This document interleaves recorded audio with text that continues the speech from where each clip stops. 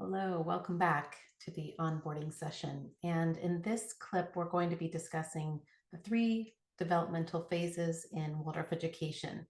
The first 7 years, this is when we really have these little people who thrive on predictability, good food, good play, good rest. These are actually the three anchors that help children the most, whether they're in their classroom setting or in their home life.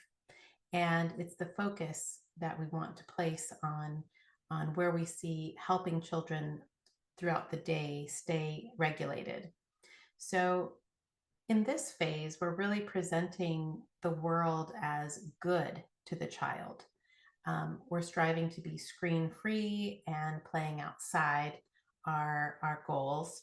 And it's very challenging in this state of, times to be screen free. We have so much pressure, of course, to use screens as a babysitter and a way that we can help occupy our child. But in reality, our knowing our brain development and all that we are seeing from the benefits of children playing outside, we want to put nature and outdoors before screen time. Think about screen time as like this really wonderful dessert. And after we've connected with the outdoors, with maybe each other, reading a book together, doing some art, maybe then there could be a little bit of screen time, but ideally we would keep that at bay for children at this age. Children at this age think in terms of imagery, and so having images be um, very organic and sweet and something they can relate to is very powerful. And so stories are such a wonderful way for children to learn about the world at this time. So they're in wonder, they're in curiosity. Of course, they're moving their body, they're in their body. That's how they're taking in the world through their senses. And so this is why these three anchors are so important, how the nourishment that they're getting from food and how predictable the meals and the snacks are. This all really helps children to feel very grounded and very safe. And then having this unstructured play time through the day, whether they're at home or at school, so important for them to grow in their curiosity and that wonder that we love to see in this age, for their learning. And then, of course, we see that good rest. Having a nap may still be something they need depending on their age. Typically up until 3, 4, sometimes 5, but usually we see the nap kind of go away. By 3 or 4 or 5. So, depending on the child and their temperament, and having a really predictable bedtime routine. If you don't already have a bedtime routine, this is when you want one. This will really help your child feel settled and secure and really be able to let go and become vulnerable at night. Children are so vulnerable, and that's one of the reasons why it's so hard for them to kind of let go and give in to good rest. And having a really wonderful routine can help. So usually you come home from school, let's say, and depending if it's a half day or a full day, you would anchor some unstructured play. Maybe a snack is needed depending on that half or full day, and you'd have dinner at some point, right? And then a lot of times parents will go from dinner to bath time, and then they'll get into their jammies, and then they'll have some wonderful stories and prayers, and maybe by candlelight. Um, and then you tuck them in, and it's usually around 7:30 is a great bedtime for children of this age to have lights out. So work towards that. That's something that I work with parents on if they're struggling with their bedtime routine and how to help children kind of rest in that wonderful, vulnerable nighttime rhythm. So then we have the second phase, the 7 to 14-year-old. And in Waldorf speak, this is really this time of the feeling life. We were living, the child was taking everything in from the body through their senses in the first 7 years. And now the child is really connecting with this feeling life. They filter the world through how they feel about it. If you remember back when you were in elementary school, you might have had a favorite teacher, or maybe a teacher that was really scary. You might have had a very deep interest in something, because we went through and filtered everything through how we felt about it. And so this is one reason in Waldorf education, the education is just infused with such inspiring things that stir the feeling life, the heart of the child. They learn to read by unfolding a plethora of stories around each letter. And even if your child has been reading before they enter first grade, they will love this artistic walk through stories through the letters. And each letter has this story attached to it, and they draw it, and they draw this story in their main lesson books, and they will usually do a quote. And so if your child isn't reading by first grade or second grade, they will be writing. So the human being learns to write before they learn to read. And a lot of the work of the early years that we did with the body, with being outside in play, pulling things and pushing things, and doing some activities like home care tasks by wiping the table, going from left to right, which is all about reading, left to right reading. And then you have climbing activities and swinging. All of that is helping them and grounding them in this new work of the first grader, carrying them through the years towards towards the teen years. So this tween time is really carrying them from first to, or around second grade, all the way through eighth grade. And it's a time of imagination. This is when we use the wonderful arts, painting and handwork and music and drama, to really help spark and touch the heart and inspire the heart, as that is where a child is in this developmental time. And then we're really presenting the beauty of the world. So we had a good world, a world of good food, of good rest, of good play.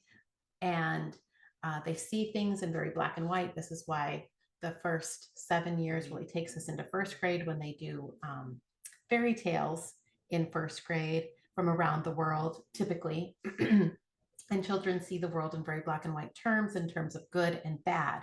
You have the good queen and you have the bad queen. You have this. They're very clear about who is good and who is bad in these first 7 years. And then these tween years are really opening up the gray area. And so we need to inspire them through the heart, using all this wonderful creative arts, as well as storytelling that connects them to that gray area, learning about people of the world who didn't always make the right decisions, or became heroes in their time because of injustice, and how they stood for the right to be equal, the right to be seen, the right to be heard. And it's a very beautiful time of opening children up to understanding these ideals of being honest, being trustworthy, being a fighter of justice, through these beautiful stories from around the world that they explore, typically second through eighth grade, as history starts to come to life and unfold in a developmental way. And of course, children at this age learn through experience, using their hands. And so that's where you see children working with wood and with gardening and with handwork and painting and all those wonderful things. So the arts infuse the academics, and the academics come to life.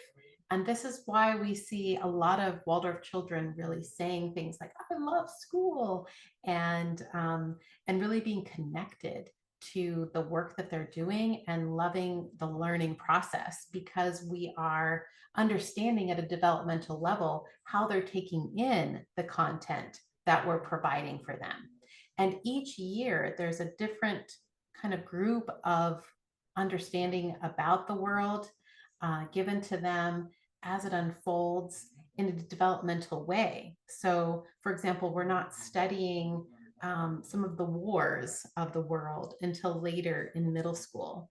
In this early elementary years, we're really connecting them with nature before we start studying chemistry and astronomy.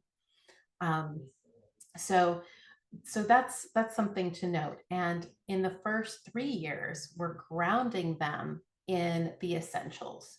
They are learning to read. They've been on the path to learning to read since early childhood through storytelling and poetry and learning sequencing and patterning from those stories that were told to them in nursery and kindergarten. They were told stories, for example, that had to do, a story, the same story told to them every day for a week, which allowed them that repetition and seeing the patterns, seeing the sequencing that would help them to um, really think about the story and then play out the story a lot of times organically in play. And now we're seeing in grade school where all of that good work is coming into fruition because now they're writing, right, some words and they're seeing those words initially as images and then they're making the connection. It's kind of like a click. And of course, some children, it takes longer for that click to happen where they start to see the image come into a word and now they're reading. But the goal of the first 3 years of grade school, first through third, is to establish all four math operations, as well as learning all of the, I would say, in terms of writing and reading, coming up into to speed that would be aligned with, let's say, the public school. By the end of third grade, everybody's on grade level going into fourth grade is the goal of Waldorf in those first 3 years. So that's important to note. We may be going at a different pace than first grade in the public school or kindergarten, first grade, but our goal is to bring them into that and we give them a child's pace rather than some kind of arbitrary, like everyone will be reading by age 5. That's not realistic. That would be like telling everybody is potty trained by 2, or everybody is, walking by 9 months. We know that that's not true. And reading is just like one of those developmental phases. And so we know that the reading window is between age 4 and 9. And so this is when we know that that will happen. So this is a really beautiful time in the child's learning. And obviously it takes place over a really wide span of these years of learning the world through their heart and experiencing it through their hands. The third phase of Waldorf education in terms of a Waldorf school and not the development, we know that we continue to develop after the teen years, but this next phase, this next 7 years, we're really developing the thinking. Not that we weren't thinking beforehand, but remember we took in the world in the first 7 years through our body, our senses, and then in that second set, we took it through our feeling life and how we felt about things, and we were inspired and our imagination was really enlivened by how we thought and how we took in the world. And now we're really thinking critically about things, right? We want truth. We need to understand the different sides and the different perspective taking of the world. So if I know that many schools don't have a high school, but if they were, they would be engaging in this time. And as they are, they're going on to public school and this is what's happening. And they're able to hopefully take in this stage of development where they're setting goals for themselves and they're discovering truth in the world and how they're going to work in the world towards what they believe in. And teens, they need a safe space. They need to be able to dialogue and they get responsibilities like driving cars and being able to take on more things at home, planning meals perhaps, or even cooking, things that bring them up into more of a world of understanding through their critical thinking skills. And, Rudolf Steiner's concept of this 7-year cycle, it actually does extend beyond childhood and adolescence. It extends into adulthood, reflecting a lifelong process of development and maturation. And these cycles continue after the age of 21. They focus on personal and social and spiritual growth. And if you're curious about that, I would encourage you to look into it. It's very fascinating. So that brings us to a close on this aspect of the onboarding session, understanding these 3 7-year cycles and what they bring and how the children learn and grow and develop in these 3 7-year cycles. Thank you so much.